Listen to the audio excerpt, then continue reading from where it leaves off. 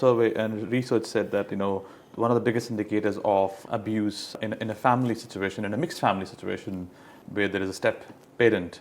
Yeah. So that increases the probability of harm and abuse for the young people by multifold. Yep. And that's the strongest indicator of Yep. harm happening because you have a step parent in the household. Yep. So what's your observation in the demographic you're working in of that happening, and what are the learnings? Gosh, I don't know if I answered your first question well enough, but I will come back to that at some stage. Look, where there's been relationship and family breakdown and there's a new relationship, there is definitely risks around how those families meld and integrate. And some families do it exceptionally well. And some families, of course, do not. And you have a higher risk of youth homelessness, you have a higher risk of, not necessarily of all the abuses as much, but there is definitely a higher risk of harm happening where that family system don't gel well. So we do work with a number of families like that and young people and children like that.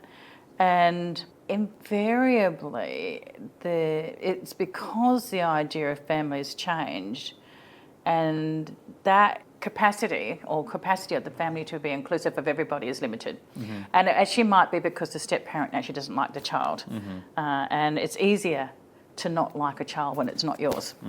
Because all the norms tell us we have to like our own children, we have to love them and like them, and but if you're the step parent, that's a lot more difficult. When there's been relationship breakdowns and the young people that we work with, that's definitely one of the roads to homelessness.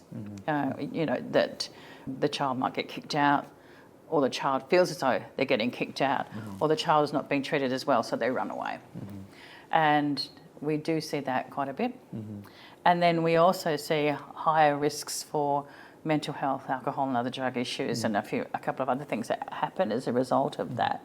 Because if you can imagine, from a young person's world, you're still creating your identity, who you are, and all of a sudden there's no safe place for you to be. And kids, doesn't matter what their age is, internalise that as something really bad about them, and so self-medicating and doing other things can happen. And I think that kind of answers your question. I think it kind of answers your question. Is it a bigger risk? It can be, yes.